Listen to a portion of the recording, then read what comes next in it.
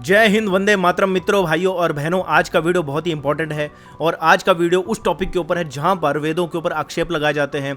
ये कहा जाता है कि आपकी किताबों में, आपके वेदों में लिखा हुआ है कि जो वेद निंदक है उसको मार डालो। तो अक्सर ये मलेच्छ हमारी जो धर्मशास्त्र की किताबें हैं, जो वेद हैं, उसके ऊपर आक्षेप लगाते हैं और ये कहते हैं कि तुम्हारे वेदों में लिखा हुआ है जो वेद निंदक है उसे मार डालो। तो वेद निंदक मतलब कोई भी हो सकता है, वेदों की निंदा करने वाला कोई भी पर्सन हो सकता है। कोई बोल सकता है कि मैं वेद को नहीं मानता। जैसे इस्लाम में होता है कि हम जैसे कुरान को नहीं मानते, तो इनकी किताबों में तो साफ लिखा हुआ है कि जो लोग अल्लाह पे ईमान ना लाएं, जो रसूल पे ईमान ना लाएं, उन लोगों को जो है वो कहीं ना कहीं कत्ल करने का हुक्म दिया गया है कुरान में। तो क्या वेद निंदक को मारने का हक हमारी बुक्स में है? आज के वीडियो में वो सारी चीजें क्लैरिफाई हो जाएंगी। वीडियो लगाता हूं मैं स्क्रीन पर। ये वीडियो मैं लेकर आया हूं सनातन शास्त्र यूट्यूब चैनल से। बहुत ही अच्छा काम ये कर रहे हैं और यहाँ पर लाइव बुक्स, किताबों से जो बुक्स हैं उसके रेफरेंस दिखाए जाते हैं और वहाँ पर आप लोगों के और बहुत सारे मलेच्छों के, जो भी लोग आक्षेप लगाते हैं, उनके जो डाउट हैं, जो बुक्स को लेकर अगर किसी के मन में कोई शंका है तो उसका समाधान इस चैनल पर किया जाता है। दोस्तों, इस वीडियो को देख लेते हैं और फिर अपने व्यू, अपने विचार जो है वो मैं बीच में ऐड करता रहूँगा और वीडियो पूरा जरूर देखिएगा, तभी आपको पूरा नॉलेज मिलेगा, पूरा ज्ञान मिलेगा। और लास्ट में मैं अपने व्यू, अपने एनालिसिस भी ऐड करता हूँ। तो आप अगर वीडियो को लास्ट तक नहीं देख रहे हो तो आपको पूरा वीडियो का जो मतलब है वो समझ में नहीं आएगा। और अगर आपने चैनल को सब्सक्राइब नहीं करा है तो आप चैनल को सब्सक्राइब जरूर कर लीजिए, बेल आइकन को जरूर दबाइए। देखते हैं ये वीडियो।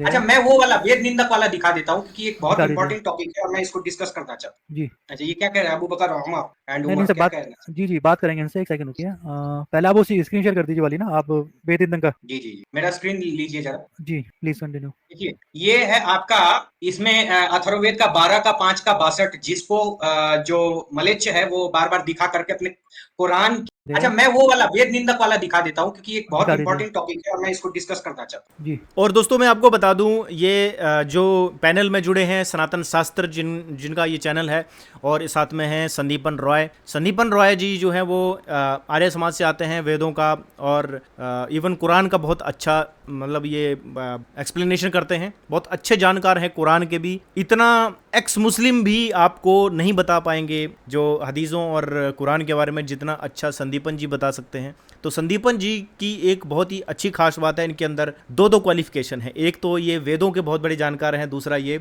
इस्लाम और कुरान के बहुत बड़े जानकार हैं। अरबी तो ऐसे बोलते हैं ऐसे कोई मौलाना भी नहीं बोल सकता। तो इनके वीडियो मैं अपने चैनल पर आगे आने वाले टाइम पे भी लाता रहूँगा, चाहे वो सनातन शास्त्र के माध्यम से हो, चाहे वो अजय आर्य भाई के माध्यम से हो, और चाहे वो इनके खुद के चैनल के माध्यम से हो, कहीं किसी भी सोर्स से हो। हमारा पर्पज़ है सनातन वैदिक धर्म को ही आगे बढ़ाना। तो देखते हैं ये वीडियो और देखते हैं कि संदीपन जी और सनातन शास्त्र किस तरह से इस पॉइंट को क्लैरिफाई करते हैं कि वेद निंदक के साथ क्या होना चाहिए। जी जी जी, मेरा स्क्रीन लीजिए जरा। जी प्लीज कंटिन्यू। देखिए, ये है आपका, इसमें अथर्ववेद का 12 का 5 का 62, जिसको जो मलेच्छ है वो बार बार दिखा करके अपने कुरान के मतलब जिसको हम कहते हैं कुरान की जो गैर मुसलमानों के कत्ल करने की जो आयतें हैं उसको डिफेंड करने के लिए वो अथर्ववेद पेश करते हैं, क्योंकि उनके पास कोई जवाब नहीं है, वो वैसे का सहारा लेते हैं। अब देखिए यहाँ पे क्या आया है, सबसे पहले आप कॉन्टेक्स्ट देखिए कि वेद विरोधी किसको, ये जो आया है सबसे पहले वो आपको इतना दिखाएंगे। ए वेदवाणी, तू वेद निंदक को काट डाल, चीर डाल, फाड़ डाल, जला डाल, फूक दे, भस्म कर दे, ये इतना दिखाएंगे। अब इससे पहले क्या है वो नहीं दिखाएंगे। ये बात चल रही है ब्रह्मज्यों की। ब्रह्मज्य यानी जो ब्रह्मचारियों की हत्या करने वाला है, उसके विषय में बात चल रही है कि ब्रह्मज्य जो है, जो मान लीजिए यहाँ पे जो वेद वेद निंदक किसको कहा गया है ये आप देखिए। हे वेदवाणी, तुभ करके बांध लिए गए, कुचले गए अनिष्ट चिंतक। अनिष्ट चिंतक के लिए यहाँ पे कहा गया है कि अनिष्ट चिंतक को तू जला डाल। अब अनिष्ट चिंतक, तो वेद निंदक यहाँ पे किसको कहा गया है? जो वेद को नहीं मानता है? नहीं, वेद निंदक यहाँ पे उस व्यक्ति को कहा गया है जो अनिष्ट चिंतक हो, जो दुराचारी पुरुष हो। पहला, यहाँ वेद निंदक देखिए, एक तो हम कहते हैं मान लीजिए अपराधी, तो अपराधी इसका मतलब चोर भी हो सकता है, डाकू भी हो सकता है, कोई रेपिस्ट भी हो सकता है। अगर कंटेक्स्ट एक मैं पुलिस से पूछता हूं कि भाई आप किसको लेकर के जा रहे हैं, तो वो कहता है कि मैं एक अपराधी को लेकर के जा रहा हूं, तो इससे फिर उससे पूछना पड़ेगा कि कौन से अपराधी को, तो वो रेपिस्ट को लेकर के जा रहा है या किसी और को। तो यहाँ वेद निंदक किसको कहा गया ये पहले जानना। वेद निंदक यहाँ पे अनिष्ट चिंतक और दुराचारी पुरुष को कहा गया है अकॉर्डिंग टू मंत्र नंबर 61। फिर भी लोग ये कहेंगे कि भाई दुराचारी पुरुष को ऐसे फटाक से जला देना चाहिए, तो जलाने की क्या बात है उसका मैं आपको ये दे देता हूँ। यहाँ पे क्या कहा गया, वेदवाणी, वेदवाणी ब्रैकेट में आया है, तू वेद निंदक को, दोनों ब्रैकेट में आया है, तो वेद निंदक को कौन जलाएगा, जल्दी से बताइए, कौन जलाएगा? यहाँ पे किसको आदेश दिया गया है, कौन से इंसान को आदेश दिया गया है, बताइए। मैं एक बता देता हूँ, एक बात बोलिए। वेदवाणी को बोला गया है। जी फिलहाल एक जी जी जी। भाई वही तो पेश तो करता है। मुझे जी मैं बोलूं? जी बोलिए बोलिए। अच्छा, यहाँ बताइए, आप इस भावार्थ को पढ़ करके बताइए, यहाँ वेद निंदक को काट डाल, ये किसके लिए कहा गया है, किस इंसान के लिए कहा गया है? इस मंत्र को देखने से क्या लग रहा है, किसको कहा गया है? देखिए, वेदवाणी को कहा गया है, ए वेदवाणी, ना कि किसी इंसान को। तो यहाँ वेदवाणी को कहा गया है कि तू वेद निंदक को काट डाल। तो किसी की वाणी, किसी का वचन, किसी का कलाम कभी भी किसी इंसान को काट सकता है। काटने का काम इंसान का हाथ करता है, किसी का जुबान किसी के हाथ काट सकता है। तो यहाँ मफहूम, यहाँ कहने का तात्पर्य कुछ और है। अब मैं आपको बताता हूं कि यहाँ वेदवाणी को क्यों कहा गया कि ऐ वेदवाणी तू वेद निंदक को काट डाल। आइए हम इसी अथर्ववेद से कुछ और मंत्र देखते हैं। यहाँ देखिए, यहाँ लिखा है, ये अथर्ववेद का आप देख लीजिए हवाला, कि यहाँ बताया गया है, तुम्हारा शरीर तेजस्वी हो, मस्तिष्क में तुम ज्ञान की रुचि वाले बनो, प्रभु के उपासक बनकर हृदय में स्थित काम आदि शत्रुओं को कुचल डाल। तो यहाँ शत्रु किसको मारने की बात कही गई है, मैं एक बार आपको बता देता हूं। भाई मैं अगर सही समझ रहा हूँ और आप लोगों ने भी अभी देखा अभी तक वीडियो, तो यहाँ पर तो कुछ और बात की जा रही है। यहाँ पर किसी इंसान को मारने की बात तो की ही नहीं जा रही है। मुझे जो लगता है यहाँ पर ये बात की जा रही है काम आदि, जैसे यहाँ पर वो शब्द आ रहा है कि मैं पढ़ देता हूँ कि सर्वप्रथम हमारे अज्ञान को दूर करती है और अज्ञान आदि शत्रु। वेदों में अक्सर ऐसी चीजें लिखी गई हैं कि अज्ञान आदि शत्रु, अज्ञान को भी एक शत्रु माना गया है। तो हमारे में जो है वो ऐसा नहीं है कि किसी इंसान को मार डाल, नहीं, उसमें बोला है कि अज्ञान आदि शत्रु को मार डाल। और मुझे लगता है अभी संदीपन जी भी यही क्लैरिफाई करेंगे, जरा सुनते हैं ये क्या क्लैरिफाई करते हैं। यह श्रुति वेदवाणी ही सर्वप्रथम हमारे अज्ञानों को दूर करती है। श्रुति मूलक स्मृतियां ही प्रामाणिक होती है। यह श्रुति शक्ति में दीप्ति से हम परिपूर्ण करते हैं। यह हमारे शत्रुओं का विनाश करते हुई सद्गुणों को हम में भरती है। यानी वेदवाणी किस शत्रु को काटती है, किसका विनाश करती है, किसको जलाती है? कि इंसान के अंदर के काम आदि, लोभ वासना आदि शत्रुओं को जला करके, मार करके, ये इसका ये है। देखो ये है, देखे तभी कहते हैं कि अधूरा ज्ञान हमेशा खतरनाक होता है। ये हमने अक्सर सुना है कि अगर ज्ञान आपके अंदर होना चाहिए तो वो पूर्ण ज्ञान होना चाहिए, अधूरा ज्ञान नहीं होना चाहिए। ठीक है, तो दोस्तों, मित्रों, भाइयों और बहनों, मुझे ये लगता है कि वेदों में ये जो चीज़ें लिखी हुई हैं कि वेद निंदकों को मार डाल, तो वेद में बेसिकली जो मुझे लगता है, वेद का मतलब है ज्ञान, अच्छा ज्ञान, शुद्ध ज्ञान, पूर्ण ज्ञान, उसी को वेद कहा गया है। और जो वेद निंदक कौन होता है? जो अधर्मी है।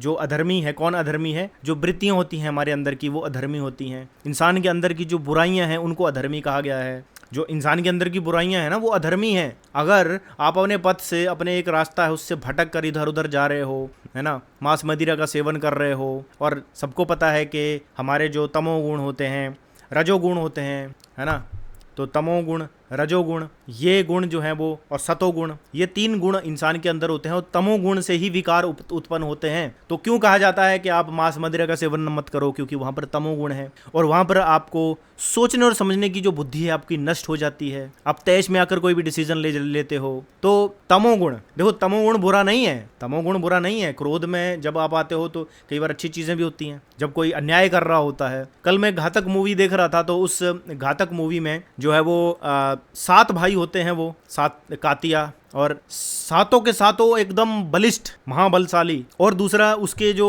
पहलवान उसने और पाले होते हैं, उसके गुंडे और होते हैं। कितने लोग होते हैं, कितना पैसा होता है, बहुत बड़ा। ऐसे बताया जाता है कि वो पैसा उसके पास बहुत है, किसी को भी मार देता है चौराहे पर करके।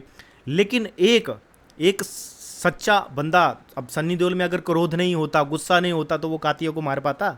तो वो लड़ता है अन्याय से, उसके गुंडों को तो मारता है, उसको भाइयों को भी मारता है, और लास्ट में उसको भी कुत्ता बनाकर मारता है। तो ये मूवी में भी यही दिखाया गया है कि अन्याय के प्रति आपको लड़ना है तो क्रोध वहाँ पर बुरा थोड़ी है।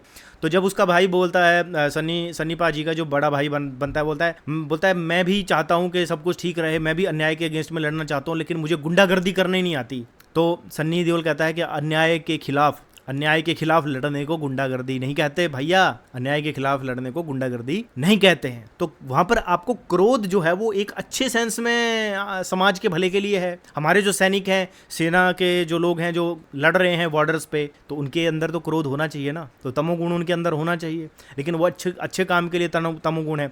तमोगुण गलत काम के, किसी मतलब गरीब को सताना, किसी मजलूम का सताना, ये ऐसे में तमोगुण जो है वो अवगुण हो जाता है। अच्छे काम के लिए तमोगुण आ रहा है तो वही गुण बन जाता है। तो यही चीज़ हमारे धर्मशास्त्रों में बताने की कोशिश की है और यहाँ पर भी वेदों में यही चीज़ लिखी गई है कि वेद निंदक मतलब आपके अंदर के जो विकार हैं उनको ही वेद निंदक कहा गया है। अज्ञानता को भी, हाँ, ये अज्ञानता को। तो हम लोग जब ये ऐसे कहते हैं ना कि भाई आप अपने अंदर को पहले, अपने आप को, अपने अपने अंदर के दानव को आप पहले नष्ट कीजिए, तो इसका मतलब ये नहीं कि अपने आप को कत्ल करो। हम जब ये कहते हैं अपने अंदर की अपने अंदर के हैवान को तुम खत्म करो, यानी इसका मतलब ये तो नहीं कि मैं अपने आप को हत्या करूं। तो इसी प्रकार से और भी मैं आपको वेद मंत्र दिखाता हूं कि देखिए, देव वृत्ति के व्यक्तियों के हृदय में वेद वाणी का प्रकाश होती है। इससे वे सब पदार्थों का तत्व ज्ञान को प्राप्त करते हैं, उनकी शक्तियों की विकास होती है, वे वासनाओं को तारने वाले होते हैं और सभी प्राणियों का ध्यान करते हैं। यानी वासनाओं को तारने वाला, मारने वाला। तो वेदवाणी किसको मारता है? वासनाओं को, न कि किसी को जिंदा जला देता है। समझ में आया?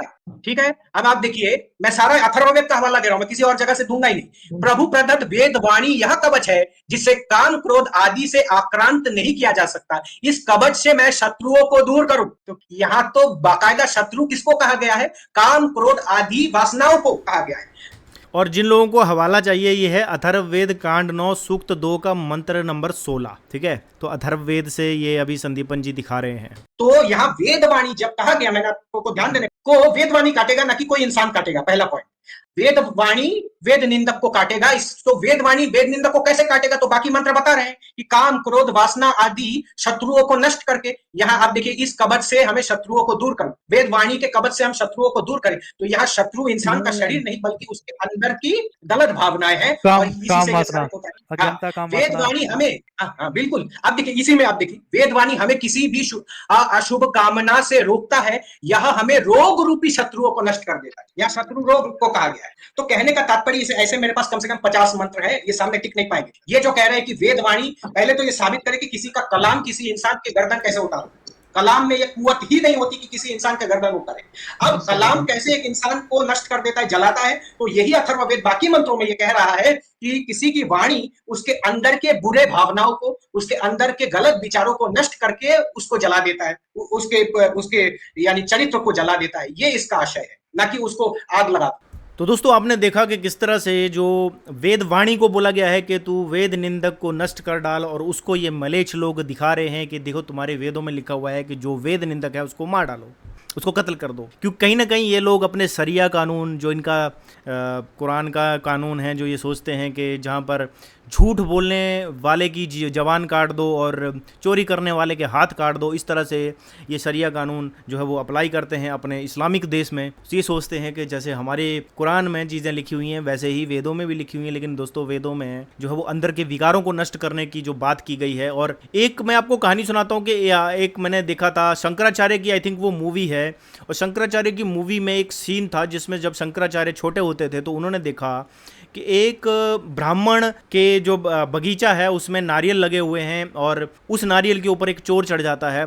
और जैसे ही वो ब्राह्मण देखते हैं कि भैया मेरे नारियल को कोई चोर चुरा रहा है, तो वो आते हैं और उस नारियल के नीचे अपना एक कपड़ा बांध देते हैं। उसके बाद वो चोर ऊपर होता है तो वो नीचे नहीं उतरता है, क्योंकि पहले के ज़माने में, वैदिक काल में, जो चोर थे वो भी ब्राह्मणों की रिस्पेक्ट करते थे। आजकल तो ब्राह्मणों को ही बुरा भला ये भीमटे मीमटे बोलते हैं, लेकिन उस ज़माने में जो चोर थे वो ब्राह्मणों की रिस्पेक्ट करते थे। तो वो चोर तब तक नहीं उतरा ऊपर से जब तक वो कपड़ा ब्राह्मण वापस नहीं आ गया। क्योंकि ब्राह्मण जाता है और वो अपने घर से जो है वो खाने पीने का कुछ सामान लेके आता है, एक कटोरे में, उसमें नारियल भी होते हैं, उसमें और भी खाने की चीज़ें होती हैं, अनाज होता है, वो लेके आता है। फिर वो कपड़ा खोलता है, चोर नीचे उतरता है, चोर हाथ जोड़ता है कि भैया, कुछ बोलता नहीं है। वो ब्राह्मण उसको जो है खाने पीने की चीज़ें देते हैं और बोलते हैं कि भैया तुम आगे से ये चोरी मत करना, तुम्हें मैं खाने पीने की चीज़ें जो दे रहा हूँ, और ये जो आप तुमने ऊपर से नारियल तोड़ के नीचे फेंके हैं, तुम इनको भी जो वो ले जाओ, और ये भी तुम्हारे हैं, लेकिन आगे से तुम चोरी मत करना। तो अंदर के विकारों को दूर करने की बात हमारे वेदों में की जाती है,